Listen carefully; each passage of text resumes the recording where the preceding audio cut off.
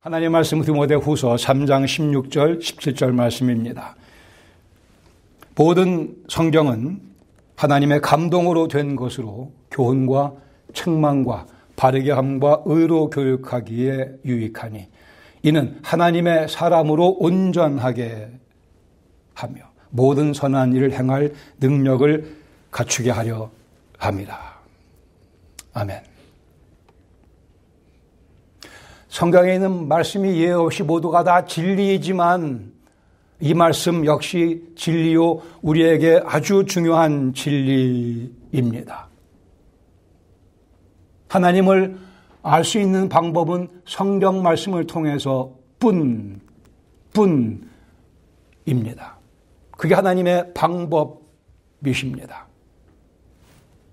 새해를 맞이해서 하나님께서 복을 여러분 가정마다 한 영혼마다 듬뿍 주시기를 기도합니다. 기도해 왔으며 기도할 것입니다. 1월 7일입니다. 벌써 일주일이 지나갔습니다. 그래 새해를 맞이해서 복을 많이 받으셨는지요? 한 분. 새해를 일주일을 보내면서 하나님 말씀을 읽고 묵상하는 가운데 말씀이 참 좋다. 말씀이 나에게 격려와 소망과 의욕을 불러일으키는 그러한 경험을 하셨으면 새해를 맞이해서 복을 이미 많이 받으신 겁니다. 혹이라도 그런 경험이 아직 없었다면 아직 하나님께서 주실 복을 받지 않고 있는 상태입니다. 우리 그리스도인이 받을 수 있는 복은 하나님 말씀 가운데서 발견되며 하나님 말씀을 통해서 우리에게 쏟아부어집니다. 하나님 말씀 앞에 설 때에, 하나님 말씀 앞에 무릎 꿇을 때에 말씀에 우리의 모든 지적 능력과 우리의 모든 관심을 집중하며 주의 말씀을 들으려고 할 때에 하나님의 복이 우리 영혼, 우리 삶 가운데 임하게 됩니다. 이 복을 놓치면 받을 복이 없습니다. 받을 복이 따로 없습니다. 하나님과의 교제 가운데 하나님과 친하게 교제를 나누는 가운데 받는 복 이외에는 별로 받을 복이 없습니다. 이 복을 놓쳤다면 다른 받은 모든 것들은 아주 싸구려 복에 지나지 않습니다. 하나님께서 원하시는 것은 우리와 저와 여러분과 같이 시간을 보내며 즐기기를 원하시며 이것이 그리스도 예수의 복음이라고 하는 것입니다. 물질의 복을 주셔서 감사드린다고 하지만 하나님의 나를 푸근하게 감싸주시는 은혜를 경험하지 못했다고 한다면 그 물질의 복은 별거 아닙니다. 건강의 복 별거 아닙니다. 우리 아이들이 소위 잘 나가는 것 그리 별거 아닙니다. 나는 하나님의 따뜻한 사랑을 느끼며 하나님의 만져주심을 나는 경험하며 살아간다고 하는 간증이 참된 복의 내용입니다. 모리스 시거리라고 하는 사람이 있었는데 이 사람은 20만 달러의 유산을 거부했습니다. 오래전 얘기니까 상당히 많은 가치를 지닌 20만 달러였습니다. 친척들이 아파트를 얻어서 거기에 살게 해주려고 했지만 그러나 이 사람은 그것을 다 거절하고 홈리스의 인생을 살았습니다. 결국은 노숙자로 인생을 마치게 되고 맙니다. 그의 주머니에는 단 3불이 들어있었다고 합니다. 물질적인 측면에서 얘기하는 겁니다. 그렇게 많은 돈이 자기에게 주어질 수 있었는데 그것들을 다 거부하고 왜 그렇게 비참한 인생을 물질적인 측면에서입니다. 왜 그리 비참한 인생을 살았는지 우리는 이해를 못합니다. 답답하기도 하고 슬프기도 합니다.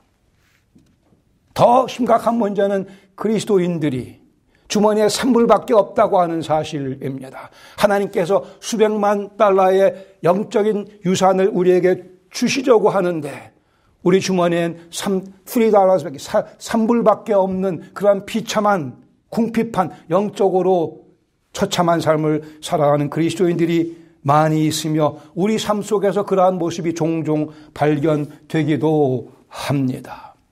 하나님이 우리 아버지이신데 전능의 왕께서 나의 힘이신 것을, 이 사실을 누리는 것이 그리스도인이 복을 받으며 살아간다라는 의미입니다. 하나님께서는 하나님 말씀을 통해서 우리 영혼에 복을 주십니다. 그리고 우리 영혼이 복을 누릴 때에 우리 인생도 복을 누리게 됩니다. 새해를 시작하며 이 하나님 말씀에 관한 말씀을 함께 묵상하며 시작합니다. 디모데후서 3장 16절에 말씀하기를 모든 성경은 하나님의 감동으로 되었다 말씀합니다. 성경 말씀은 곧 하나님 말씀입니다. 하나님의 생각을 성령께서 우리에게 전해주시고자, 여기 감동으로라고 되어 있는 표현이요, 숨을 내쉰다, 그런 의미입니다. 영어로는 breathed, God breathed 이렇게 번역을 많이 합니다. 하나님이 숨을 내쉼으로써, 성령께서 숨을 내쉼으로 해서 하나님의 생각을 글로 적어 놓으신 겁니다. 그게 감동으로 되었다라는 말씀의 의미입니다. 우리 66권의 성경은 그렇게 성령 하나님께서 한 글자 한 글자, 한 단어 한 조사마다, 그 동사의 시제마다 성령께서 직접 개입하시며 인간 저자들로 하여금 그 하나님의 뜻을, 하나님의 생각을 기록하게 하셨습니다. 초자연적인 성령님의 역사하심입니다. 성령께서 숨을 내쉬면서 말씀을 기록해 주셨습니다. 그러기에 절대적인 권위를 지니고 있으며 과연 영혼들을 변화시키는 능력을 이 말씀은 지니고 있습니다. 막강한 능력을 지니고 있습니다. 여러분의 인생에 가장 큰 영향력을 미친 책이 무엇이냐 질문한다면 모든 그리스도인들은 예외 없이 성경이라 답을 하게 되어 있습니다. 그러기에 그런 질문은 좀 바꿔서 해야 될 필요가 있어요. 성경을 제외하고 여러분 인생에 가장 큰 영향력을 준 책이 무엇이야? 라고 질문하는 것이 맞을 것입니다. 일단 첫 번째 답은 성경이니까요. 베드로후서 1장 21절에 말씀하기를 예언은, 즉 하나님 말씀은 언제든지 사람의 뜻으로 낸 것이 아니요 오직 성령의 감동하심을 받은 사람들이 하나님께 받아 말한 것이라 말씀을 합니다. 모든 성경은 하나님의 감동으로 됐다고 하는 디모데후서 3장 16절 말씀은 우리가 가지고 있는 66권의 성경이 하나님의 작품이라는 사실을 강조하고 있습니다. 베드로후서에서 하나님께서, 성령께서 사람들을 감동시켜 기록했다는 말씀은 그 성경이 기록되는 과정, 성경이 기록되는 과정 가운데 성령의 역사하심을 강조하는 표현, 이 두 말씀이 성경의 하나님 말씀이라는 사실에 대한 가장 주춤이 되는, 주춧돌이 되는 그러한 말씀이기도 합니다. 우리에게는 성경이 있기에 하나님을 비로소 알 수 있게 되었습니다. 이어서 사도 바울은 성경의 4가지 기능에 대해서 말씀합니다. 교훈과 책망과 바르게 함과 의로 교육하기에 유익하다라고 말씀을 합니다. 이 내용은 좀 뒤에 더 말씀 나누겠습니다. 그 다음에 성경 말씀의 목적을 7절의 말씀, 첫 번째는 인격의 변화요, 두 번째는 삶의 변화입니다. 이 사실을 잘 기억해 주시기를 부탁합니다. 성경 말씀이 주어진 목적은 먼저는 물론 우리를 구원하신 후에 우리 인격의 변화, 이는 하나님의 사람으로 온전케 하며 그 결과로 모든 선한 일을 행할 능력을 갖추게 함이라라고 말씀을 합니다. 이 순서는 아주 중요합니다. 먼저는 우리의 인격의 변화, 하나님의 사람을 온전케 빚어가시며 인격이 빚어져 가는 가운데 그 결과로 우리가 살아가는 삶의 모습이, 우리의 행동이 선한 일을 많이 생산해낼 수 있도록 하시고자 하는 것이 하나님의 계획입니다. 하나님의 패러다임, 우리를 사용하시는, 준비시키는 패턴이기도 합니다. 바리새인들의 경우는 이게 뒤집어져서 문제가 됐습니다. 인격의 변화는 없는데 선한 행위를 겉으로 보이기 위해서 애를 쓴 결과 예수님께 그렇게 혼난 것입니다. 안타깝게도 오늘날 교회 내에 바리새인들이 많이 있습니다. 저도 바리새인 모습을 보이기도 하지만 문제는 내면적인 인격의 변화가 없이 외적인 선한 행위만을 강조하다 보면 그 바리새인의 모습으로 전락해버리고 맙니다. 인격의 변화, 예수님을 닮아가는 변화가 우리 평생의 소원이며 우리가 지향해야 될 바이기도 합니다. 이것이 하나님께서 우리를 향해 갖고 계시는 그림이며 친히 그려나가시는 그림이기도 합니다. 우리 인격의 내면적인 변화를 통해 예수님 닮게 만드심으로 자연스럽게 우리가 내뱉는 말이, 어투가, 우리가 보여주는 행동이 예수님 닮은 것 되게 하시려고, 이는 하나님의 사람으로 온전케 함으로 해서 모든 선한 일을 행할 수 있는 능력을 갖추게 하려 함이라고 말씀합니다. 아까 말씀드린 4개의 성경 말씀의 4개의 기능을 중심으로 오늘 함께 교훈을 나누기를 원합니다. 일전에, 오래전에 이러한 얘기를 제가 들은 적이 있어요. 사람들이 운전하다가 신호등에 서게 되면 그때 가장 많이 하는 일이 무엇인가? 뭔 것 같으세요? 거울을 보며 머리를 매만지는 거라고 합니다. 머리가 있는 분들의 경우겠지만 없는 분들도 만지시는 것 같아요. 거울을 보는 것. 그래서 거울을 본다. 나 자신을 본다. 그런 얘기죠. 하나님 말씀을 통해 우리 자신을 보게 되어 있습니다. 하나님 말씀을 통해 내 영혼의 모습을, 내 인격의 모습을 보게 되어 있습니다. 그러기에 우리가 자주 말씀의 거울을 들여다보는 것이 중요합니다. 이 예화는 오늘날은 좀 바뀌었을 것 같아요. 차가 타고 가다가 신호등에 서게 되면 가장 많이 하는 게 아마도 제 생각에는 셀폰에 무슨 메시지 체크하는 거 아닐까 싶기도 합니다. 무슨 새로운 메시지가 오지 않았는가. 하나님께서 우리에게 끊임없이 메시지를 보내고 계십니다. 성경을 열면 하나님 메시지가 우리를 기다리고 있습니다.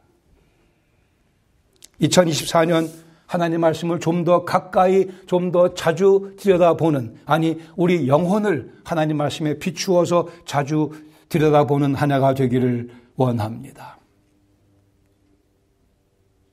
첫 번째, 하나님 말씀 교훈이라고 말씀합니다. 교훈. 그러기에 말씀을 열심히 공부하십시다. 자꾸 성경책을 봅시다. 이 좋은 셀폰 어디다 쓰려고요? 여기에 성경 앱 안 깔려 있는 분들 회개하셔야 됩니다. 그렇지 않겠어요? 시간만 나면 유튜브 보시는 분들, 유튜브 2개 보는 동안 성경 말씀 1개는 보셔야죠. 유튜브 보다가 잘 이해가 안 되면 거꾸로 돌아가서 보죠. 저는 요새 NFL 풋볼 열심히 재밌게 즐기고 있는데 멋진 플레이가 나오는 걸 놓쳤으면 다시 거꾸로 가서 다시 보듯이, 하나님 말씀 읽다가 잘 이해가 안 되면 그냥 넘어가는 분들이 있어요. 이해가 안 되면 다시 돌아가서 무슨 말씀인가 이해하려고 애를 써 봐야죠.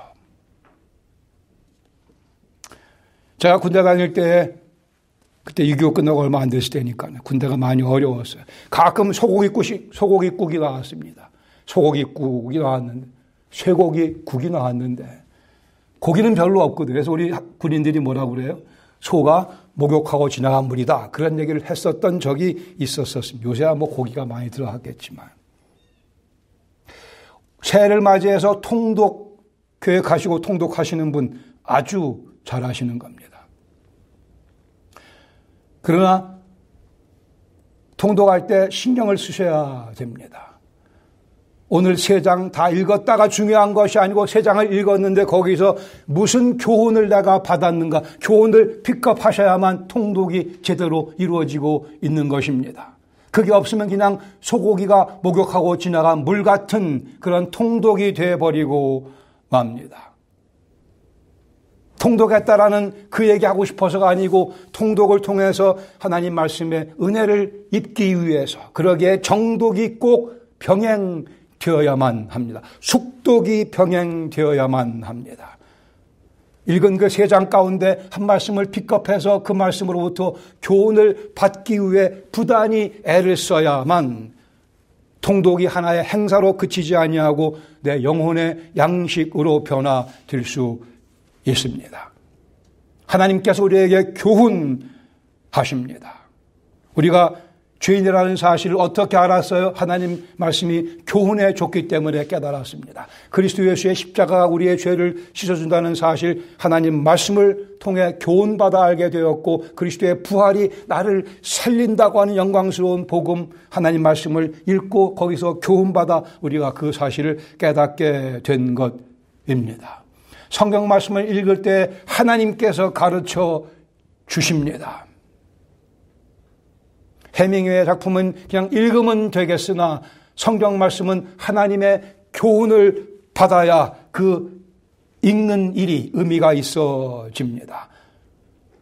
마태복음 16장 17절 보시면 잘 아시는 베드로가 그 앞절에서 주는 그리스도시오 살아계신 하나님의 아들이라고 선포 고백을 하자 예수님께서 말씀하기를 바요나 시므나 내가 복이 있도다. 이 사실을, 이 대단한 교훈을, 사람의 지식으로 알 수 없는 교훈을 내게 알게 하신 분은 혈육이 아니요 하늘에 계신 내 아버지라고 말씀을 하십니다. 그 하나님 오늘도 우리에게 가르쳐 주시기를 즐겨 하십니다.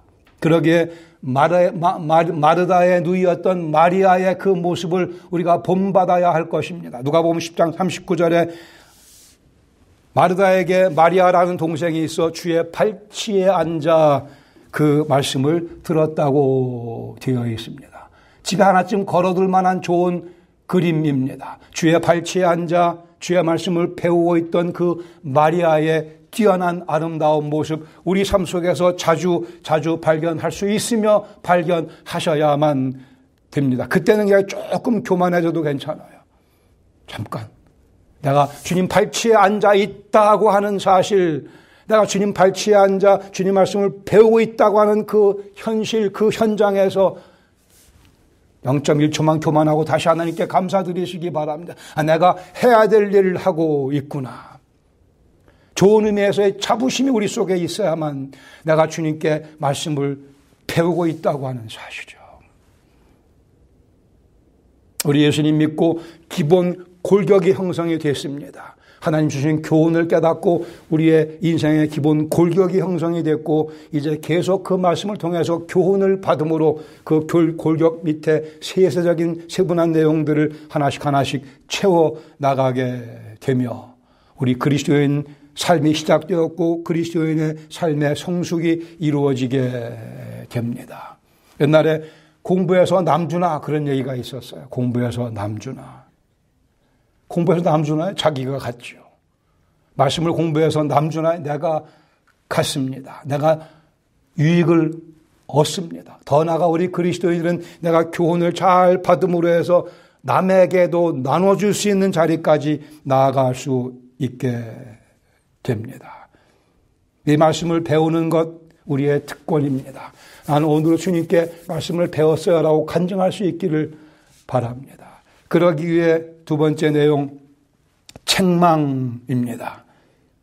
우리가 아직 죄성을 지니고 있기 때문에 구원받았지만 죄성이 남아있기에 우리가 책망받을 생각도 많이 하고 책망받을 일도 많이 하기에 두 번째, 말씀이 꾸중을 하면 감사해야 할 것입니다. 어릴 때 엄마 아빠한테 꾸중 들을 때 기분 나빠하다가 어느 정도 좀 철이 들고 나면 엄마가 왜 나를 꾸지람 하시는지를 알게 되죠. 엄마의 사랑이요 아빠의 사랑입니다. 엄마가 왜 나를 꾸짖는가 목적을 깨닫게 되면 감사할 줄도 알게 됩니다. 착한 사람이 되라, 훌륭한 사람이 되라, 계속 그런 꾸지람 받아가며 그나마 오늘 제가 이 모습 된 것은 우리 부모님들의 꾸지람 때문입니다. 하물며 하나님께서는 당신의 아들들을, 당신의 딸들을 더 당신 보기에 아름다운 영혼들로 만들어가기 위해 필요할 때마다 꾸지람을, 꾸중을, 책망을 하십니다. 실상 우리의 구원은 책망으로 시작된 사실을 상기해 보시기 바랍니다. 그러니까 죄인인 것을 지적하시고 너희는 하나님의 진노 아래 놓여 있다고 경고하시고 그 꾸지람을 통해서 우리를 각성시키시고 정신 번쩍 나게 하시고 우리를 구원으로 이끌어 주셨습니다. 그렇게 하면 내 인생 가치가 없어진다고 오늘도 경고하시며 꾸지람을 책망을 하십니다. 그 꾸지람 받으며 감사할 줄 아는 영혼이 참으로 그리스도를 믿은 영혼이라고 봅니다. 예수님 아는 영혼은 그 꾸지람의 의미를, 목적을 알기에 오히려 감사할 수 있게 됩니다.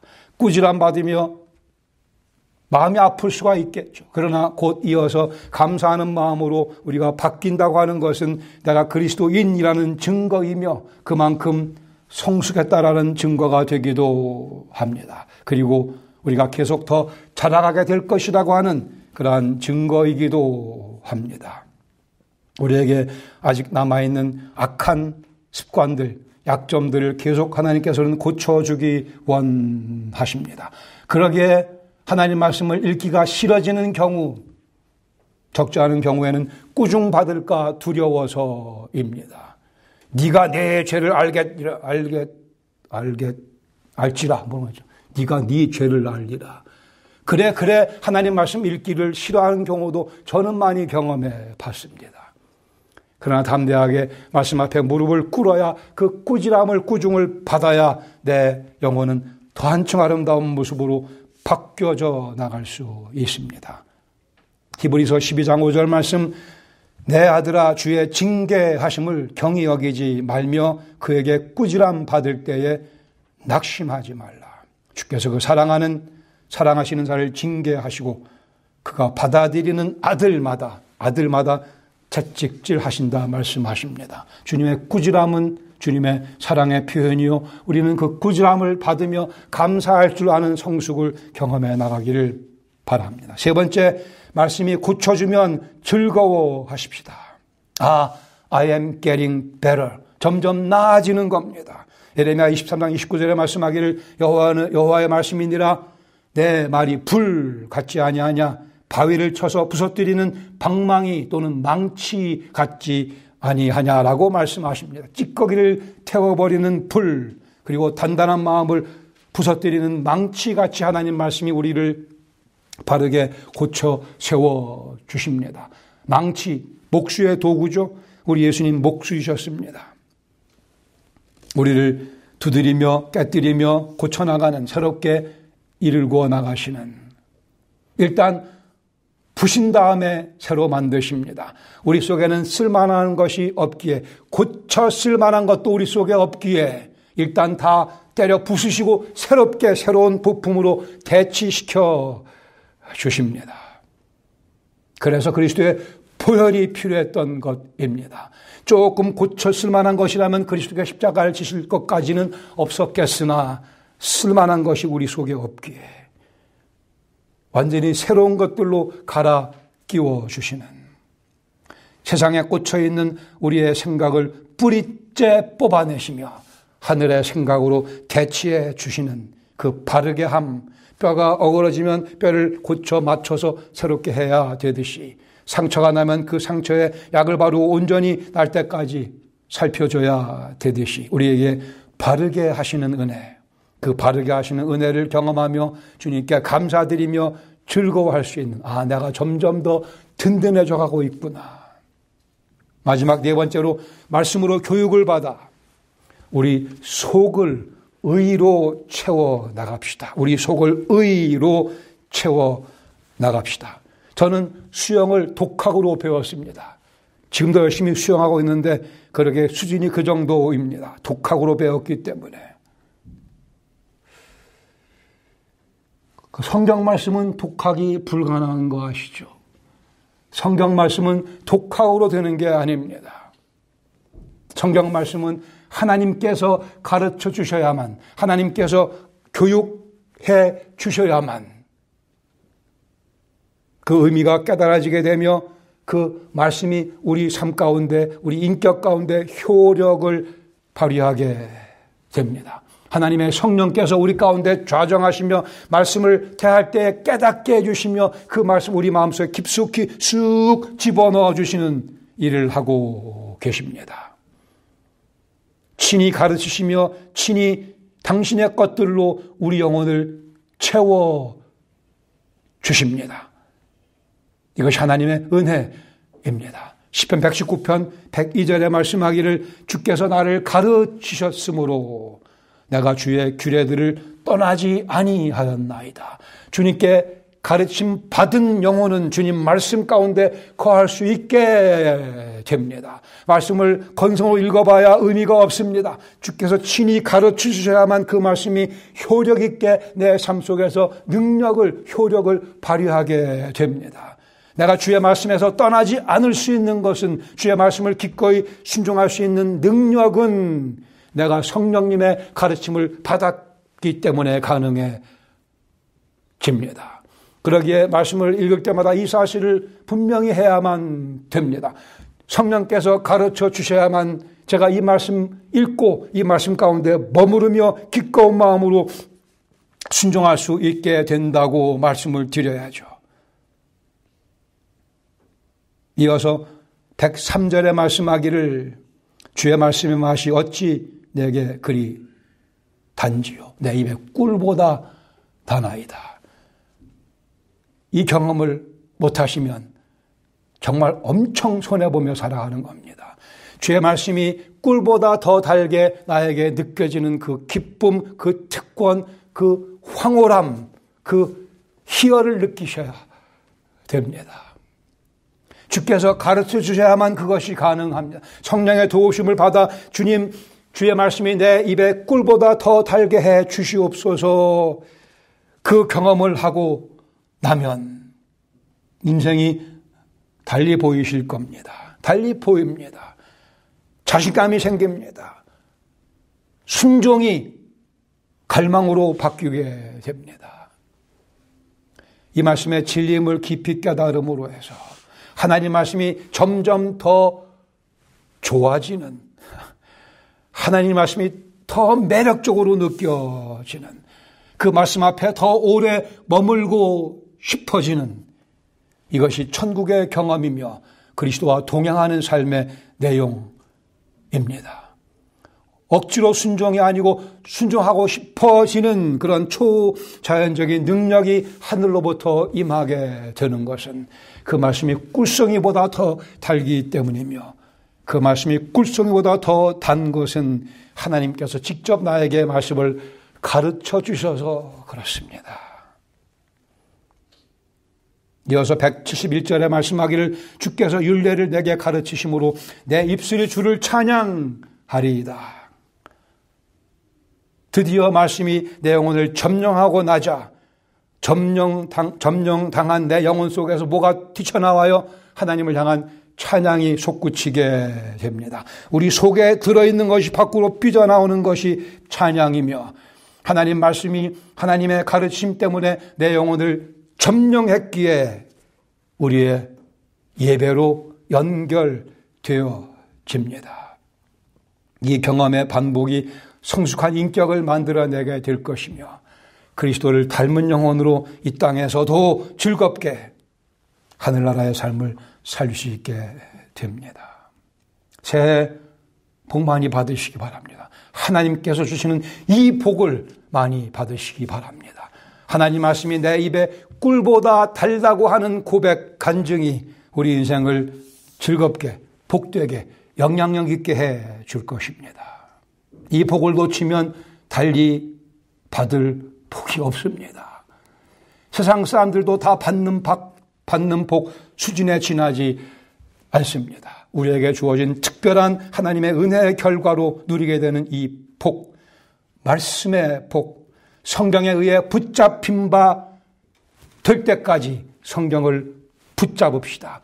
말씀에 의하여 붙잡힌 바 될 때까지 말씀을 붙잡고 늘어지기를 바랍니다. 기도를 통해 하나님께 말씀드린다고 한다면 성경 말씀을 읽으면서 하나님께서 나에게 말씀하시는 경험을 하게 될 것입니다. 그러기에 기도와 말씀은 하나님과 대화를 주고받는 영적 교제의 현장일 것입니다. 하나님과 말씀을 나눈다고 한다면 하나님께서 더 많이 말씀하시도록 하는 게 맞지 않겠습니까? 하나님과 대화하는데 내 얘기만 딜이할 것이 아니오, 하나님께서 많이 말씀하시도록 기회를 드리면 내가 별 말씀 드리지 않아도 하나님과 나와의 대화는 무르익게 됩니다. 하나님 말씀에 생명이 있으며 하나님 말씀이 진리의 빛이며 하나님 말씀이 우리의 생각을 이끄시고 우리의 인생을 당신 원하는 방향으로 인도해 줄 것입니다. 새해 하나님 주시는 이 복을 많이 누리시기를 바랍니다. 같이 기도하겠습니다. 다시요, 새해 들어 복 많이 받으셨습니까? 어떤 복을 받으셨습니까? 하나님 주시고자 하시는데 받지 못한 복이 있지 않은가? 특별히 오늘 말씀을 중심으로 살펴보시기를 바랍니다.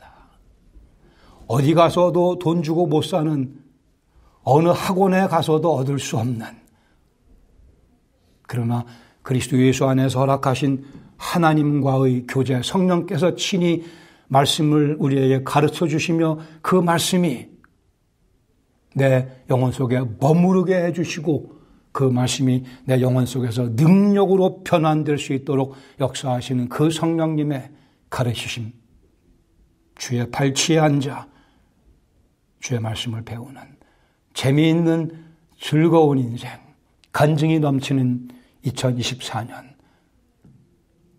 주님께서 저희들에게 선물로 주시기를 원합니다. 주님, 이 말씀 마음판에 새겨 교훈과 책망과 바르게 함과 의로 교육하심을 받는, 그래 우리 영혼의 아름다운 사중창이 되어 끊임없이 교훈과 책망과 바르게 함과 의로 교육함을 염두에 두고 멋지게 인생 살아갈 수 있도록 은혜를 더하여 주시옵소서. 예수님의 이름으로 감사드리며 기도합니다.